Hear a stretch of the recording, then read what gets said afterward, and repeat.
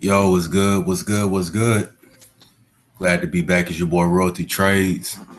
And we're gonna tap in with another little helpful video, something you can take into the week, and it might help you out with your trading strategy. Also, we're gonna talk about Fibonacci retracements and how I used them. And I'm gonna show you this, and we're gonna do a little watch list for the upcoming week and levels to watch for at the same time. So I hope everybody had a good last week while I took the week off and worked on some of my one-on-ones and a few other things that I had to work on. Um, if you come to talk about Dallas, you can you can exit this video right now because I don't want to hear it. He got smashed by Detroit today. I think the score closed 49-7, and I got Dak leading my fantasy football league. God damn. Well, it is what it is, and it's gonna be a long season, but it's always next Sunday. So um, I ain't gonna hop on it too long. We're gonna go ahead and hop straight into the Fibonacci's. If you're returning, please go ahead and smash that like button. I'd be greatly appreciative of that. If you new, go ahead and sub to the channel.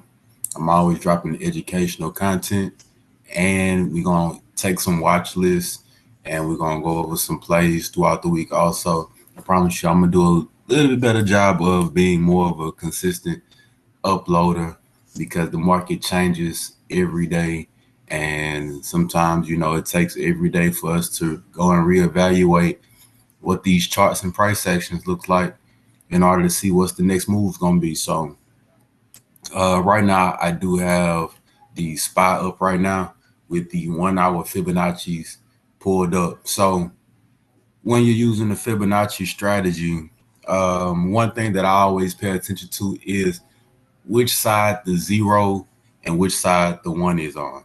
So right now on the 1 hour chart, you see we have the zero at the top. We have the one or the 100% at the bottom. So normally this would be a bearish Fibonacci setup when I would play it.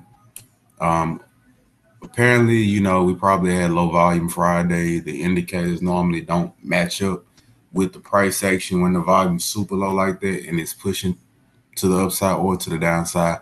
But when it's like this, you want to stay away. If you ever see the price action trading outside of the Fibonacci zeros and ones, you want to wait until the actual Fibonacci structure refreshes or repaints and it starts back to trade within the ranges of the actual Fibonacci retracement. So right now we see it trading above the zero. That'll be a clear indication. Hey, leave it alone until it readjusts and gets back where it needs to be. If we go to the 2 hour, you got zero at the bottom, you got 100 at the top. Like I said, that is a bullish Fibonacci structure. So if you had the zeros at the bottom, you're looking for the 100, and then you have the 161.8. So it goes 0, 23.6, 38.2, 50, 61.8, 78.6, and then you have 1 or 100%. If you're familiar with the Fibonacci retracements, then you'll know the golden pocket that you'll want to always look for accumulation. Accumulation. I hate that word. Accumulation before it makes the next move up or down would be between that 50% and that 61.8%.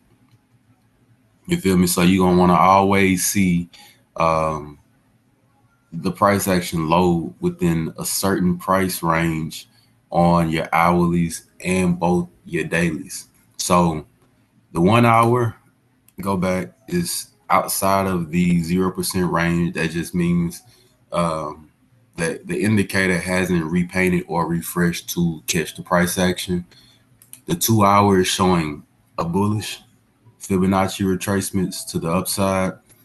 Um, the 4 hour is showing let's see, the 4 hours actually showing bearish. It just haven't switched up. It actually bounced off of that 0% and made a move up. And then you have the 100 down here at 539.44. And then if you go to the daily chart, um, you'll see that the Fibonacci is at a 0 here, and the 100 or the 1 is still down here at 539.44. So you'll want to see eventually the Fibonacci to refresh or repaint, and then you want to see that 0 above the price action, and then that'll let you know that, all right, we need to start looking for a trend back to the downside to go and fill somewhere between that 50% and that 61.8%. So somewhere up in there, as long as the Fibonacci structure doesn't change, because these can flip daily. These can flip daily based off the price action. So you definitely have to be mindful that if you're watching it on the 1 hour, then, be mindful that every hour the zeros and ones can change. So you can be trading or holding puts on a price action with the Fibonacci 0, and it'd be trading to the downside between the 50 and the 61.8%. And then if it doesn't move, then the next hour or the next 1 hour candlestick that you get, you can see the Fibonacci switch, and instead of the 0 being on the top, it can be on the bottom with the 1 on the top, and you will see the price action go back above. So just looking at this, you see a big consolidation. You see the daily has the 0 on the top, which indicates it needs to come down.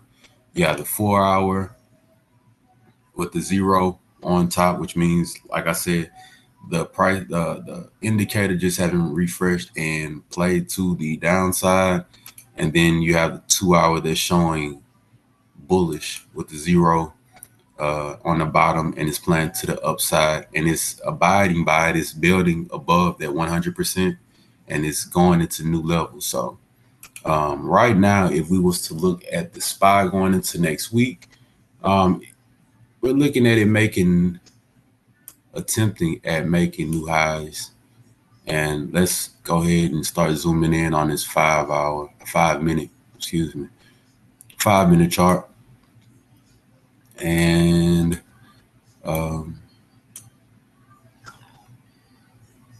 backtrack. So as you can see, last week was kind of kind of hard to trade if you didn't know exactly what it was that you were looking for. So going back to Monday, we held this 567 range pretty well. It hugged that, and then it made a move to the upside and built off of this next support at around 569.50. So my thing is, I didn't want to see this gap down here get filled. I hate seeing unfilled gaps and it plays out throughout the whole week, because now you're wondering, when is that gap going to fill? When is it going to come back down? When is it going to do what it has to do so that way we can move forward? Because the last thing that you want to do is play this to the upside. You get in, it's going well, and then it turns around and drains back down here and then makes this move later on into the week. But what we happened to see last week is the gap up, barely retested, and then we made that move going all the way up into the end of the week. We rejected up here at this temporary ceiling twice, once on Wednesday and another time both times on Wednesday. And since it wasn't able to actually break that and hold, it gapped down, and we seen a day where it just traded within this supply range right here and made a move, kind of a send you to sleep move to the downside before eventually running back up and retesting and breaking these levels that it couldn't. So if we was to come here and go into Thursday and find the highs and the lows, this would be what we'll be watching if we was to go and just want to play support and resistance. This is what we'll be watching going into Monday, tomorrow, and next week. So as you can see, that support level right here matches up with the 5-minute Fibonacci, the 161.8%. It's going to bounce here, and we'll probably see more downside as it continues to come down here, because once it starts getting back into the supply level over here, the price action should start draining back to the downside, where we'll see possibly a retest of the lows or a consolidation within this box.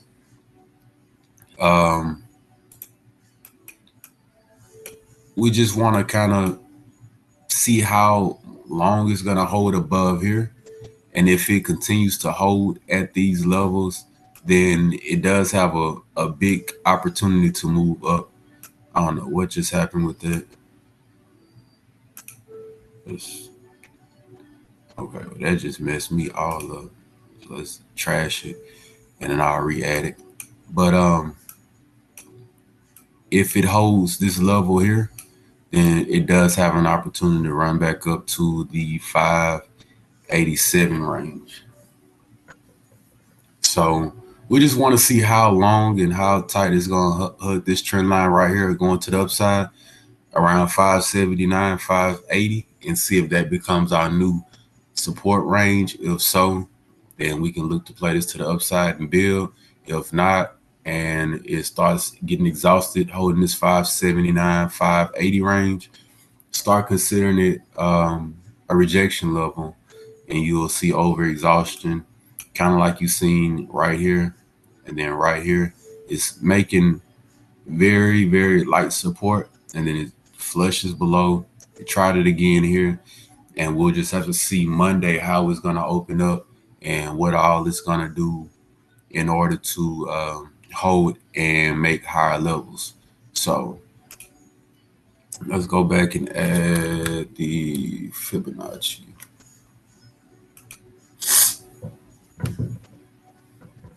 Since it wanted to give me a hard time. Okay. So I got too many. I got to take one of them off and then move this to the front.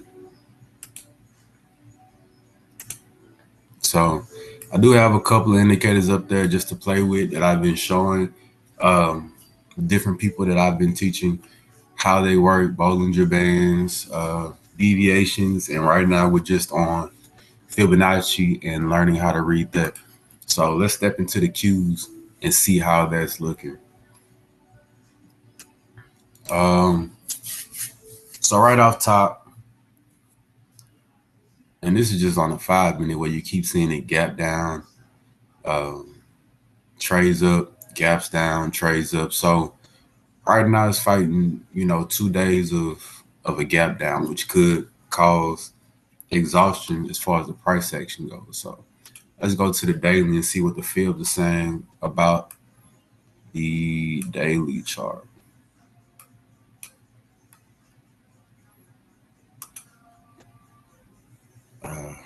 I got my fib set up on the wrong side. So we're going to move. We're going to move it to the right side. All right, that's better. All right, so right now on the 4-hour, this is what we're looking at. And this is kind of what I was telling you guys. Once you see the price action kind of trading below the 4-hour or the 0 Fibonacci, then you'll start looking for the that 50 to 0.618%.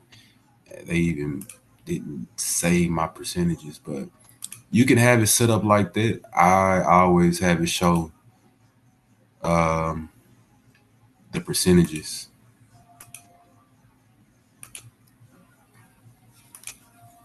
Okay, now we're back in business. So you'll look for it to trade below the 0 and then your price target would be somewhere around this 485 to 483 level, because that'll be your golden pocket about right there. So the 4 hour is showing bearish since the zero's on top, and then you see Q's trading into this supply zone right there. So that could possibly be an exhaustion level going into this week, and you wouldn't want to hold tech too long if that's the thing right there. So 2 hours showing bullish. Let's get rid of that. But you do see the Fibonacci, the percentages kind of line up. This one's bullish, so the golden pockets is going to be kind of the opposite way around, but you can kind of see where it's lining up and where the sweet spots to be for accumulation will be. And then the 1 hour is showing bullish. And here is more of the golden pocket accumulation levels here. So right now, going into next week, you're probably going to see a lot of movement around this level. So between 491 and probably 483, that's going to be that as of right now. If you're looking at the Fibonacci, so if I go and I hide this just to sync it with my charts, then this would be what I'll be looking at.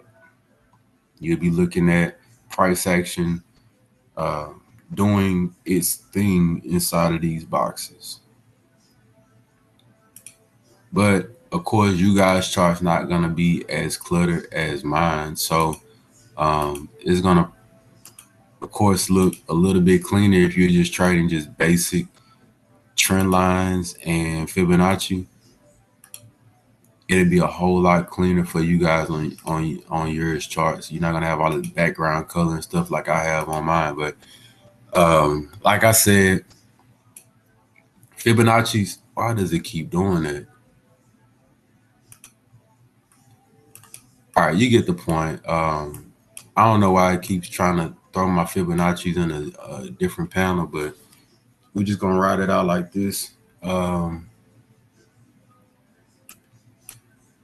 Right now, what we want to watch on the Qs is we want to see if it's going to want to trade up into this 500 level, or it's going to need to back down and cool off to come back and retest the 491, 492 range. When we were on the bigger scale, like I said, you got this supply zone right here that could cause exhaustion going into this upcoming week. And this is where you kind of want to start getting rid of long calls that you have, trading up into this zone, and then possibly go in and attempt to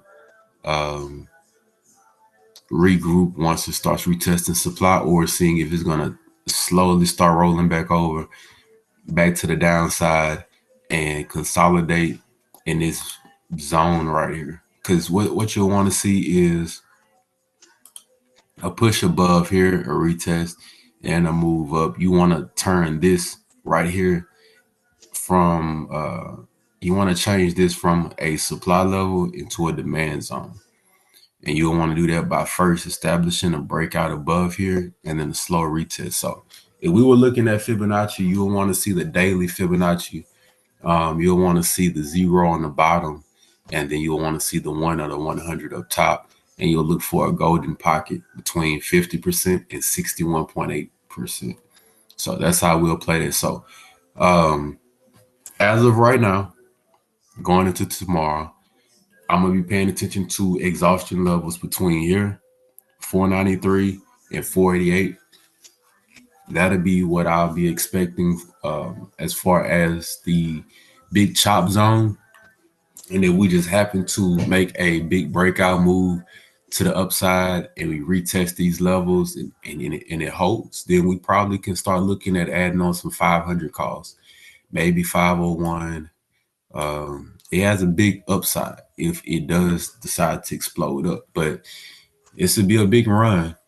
So you'll want to look for it to establish some solid support here around 491. And if it does decide to roll over, we could see it come down to about 486, maybe 487.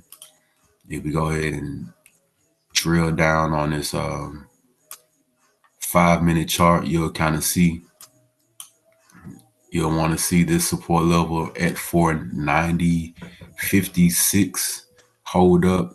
And if it doesn't, and we roll over for this week, we could be looking at about 485 to the downside to probably go and grab some more liquidity and see if we can make another move back to the upside.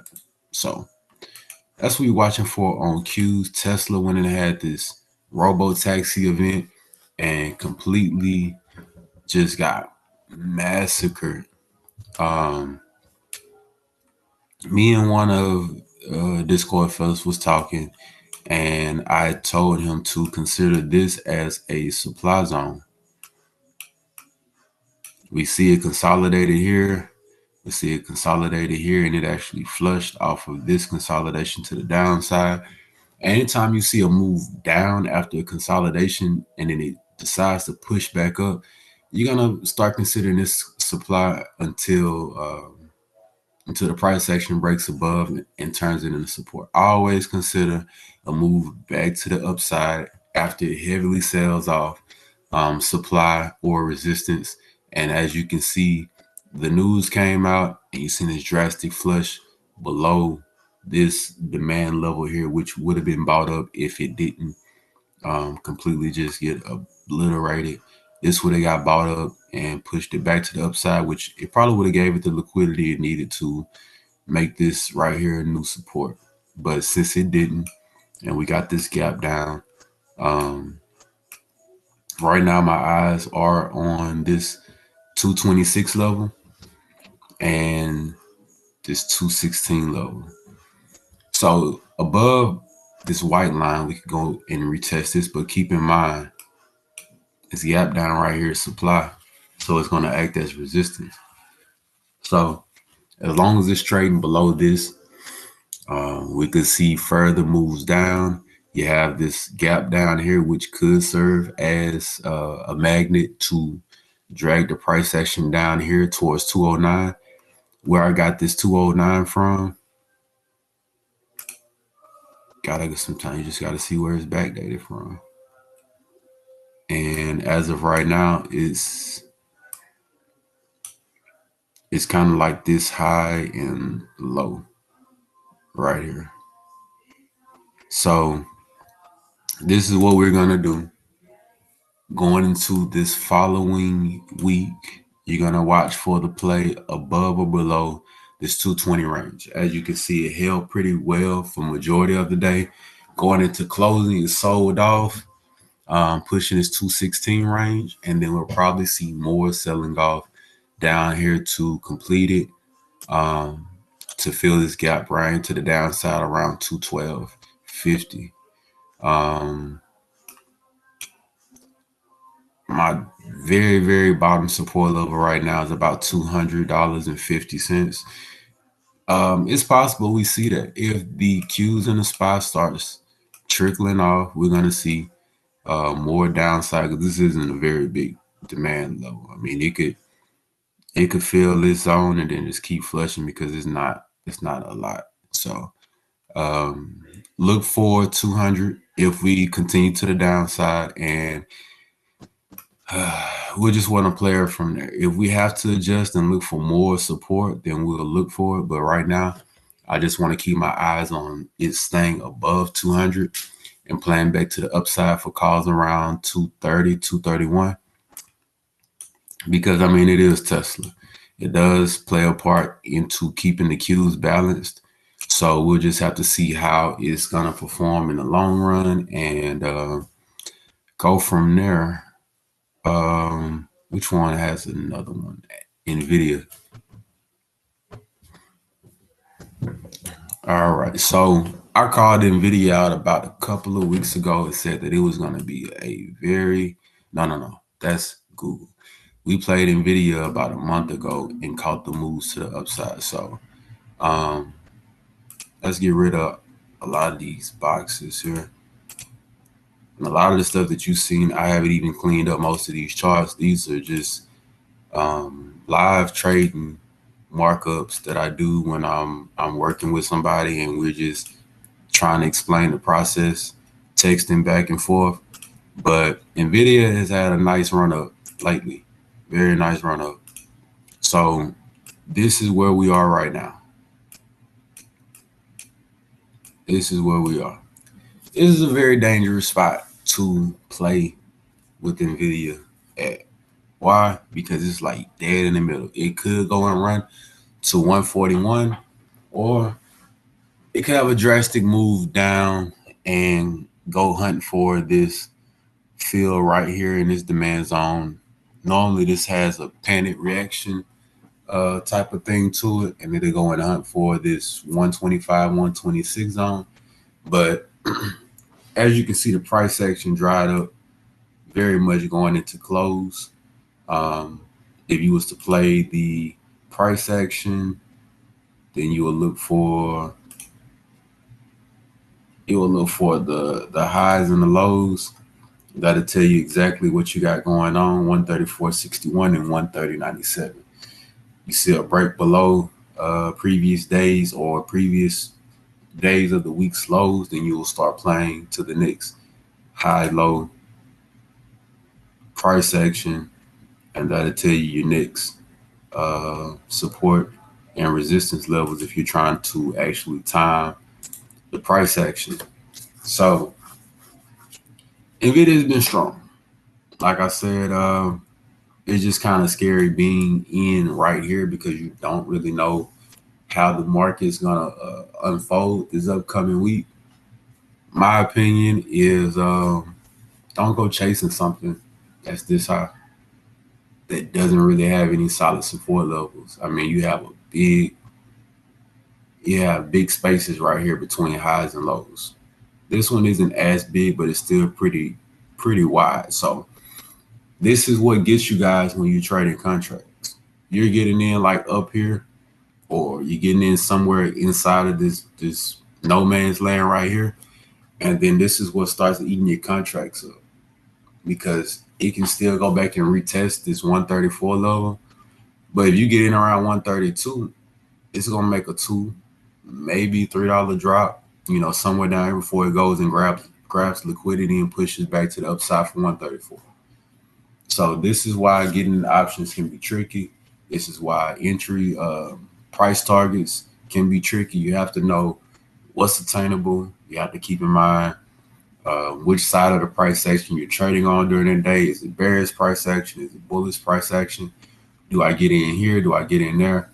I'm looking at the 24-hour market right now, and Nvidia's trading at 134.26. So I mean, it's barely below here. So it looks like it's trying to it's kind of trading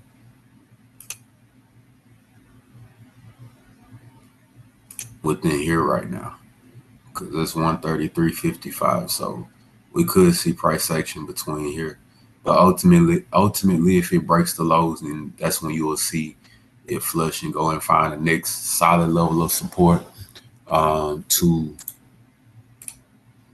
buy on or to sell on.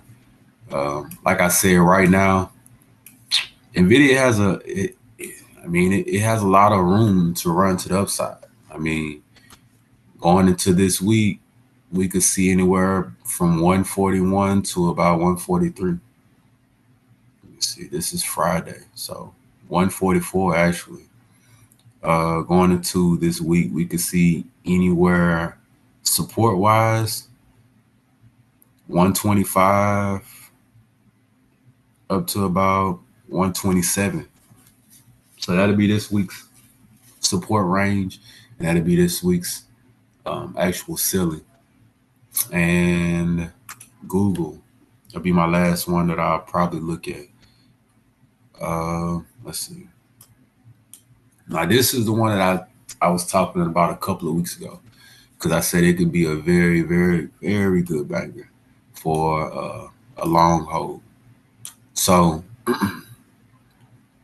last week, was it last week or the week before? Okay, the week before, we seen this trade all the way up till about 169 before seeing it retest this support level eventually gapped down, and it did push up, but it eventually exhausted and made its way back down here, and it got as low as 159.80. So I caught the calls and I signaled it about around right here. And if you catch it down here, I would say my first price target would be 161.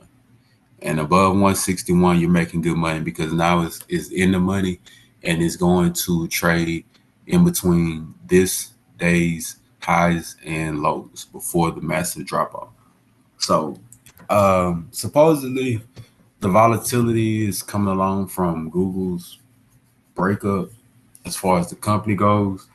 I think that could be a good thing. If you go and you look at GE, they had this same kind of situation a little while ago, and I think the stock actually started performing better. I haven't looked at it in a while, but I think once they broke up into two different companies, the stock price action actually grew and it started performing a whole lot better than it was when it was trying to maintain everything under one type of company, if that makes sense. So um, right now going forward into Google, the good thing about Google that I see right now is I think it's going to be pure price action. We see a little demand here. I mean, demand here. We see a little supply here, but we don't see anything really major going into this following week other than this gap down here. But we'll deal with that as the support levels break.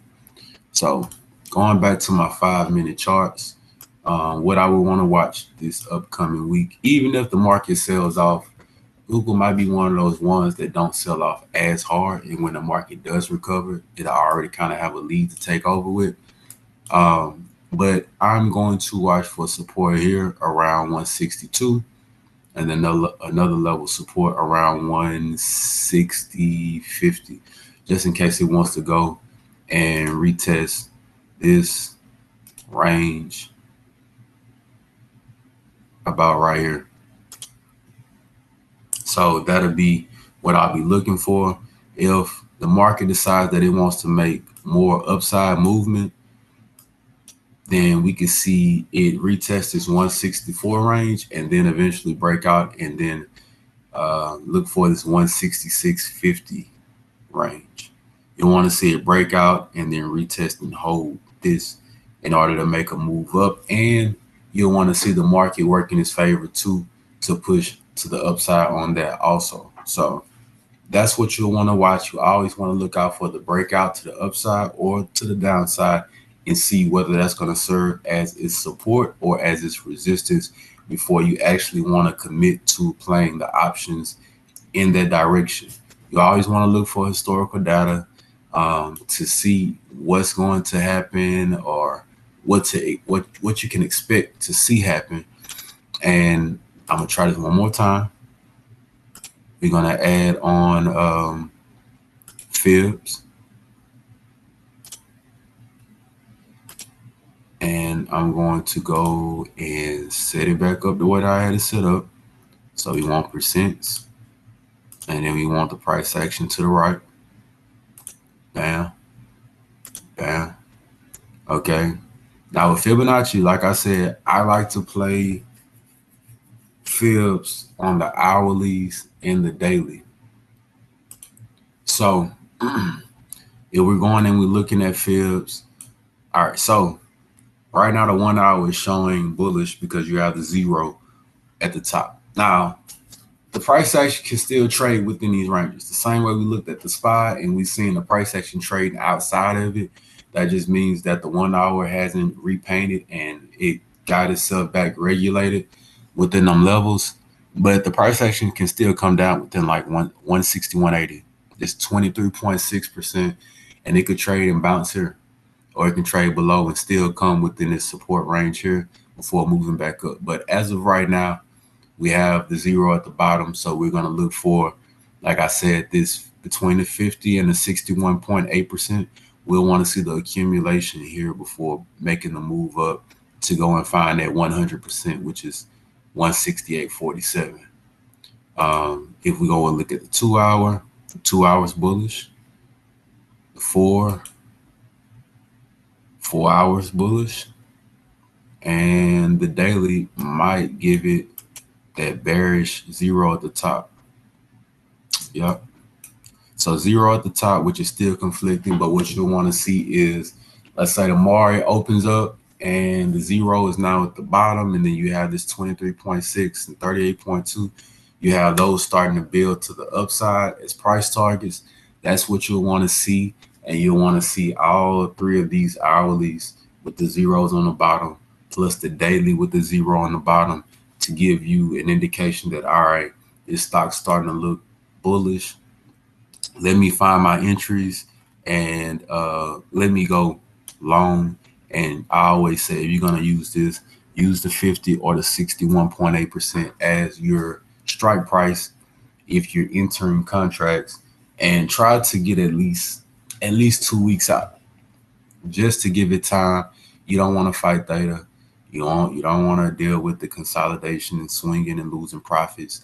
I try to get my theta as low as possible, and I try to get my my delta within a decent range, at least above 20 or 25, um, just so I can be able to swing trades and still make some money and still make some profit. So I didn't want to hold you too long tonight. I know we got another busy week coming up, but I just thought to myself, hey, let me go and make a quick video looking at a couple of stocks and throw in Fibonacci, and then throw in some support and resistance markups, just so the fam can have something to look at. Since the Cowboys ain't doing anything, let me do something. So I hope y'all enjoyed the video.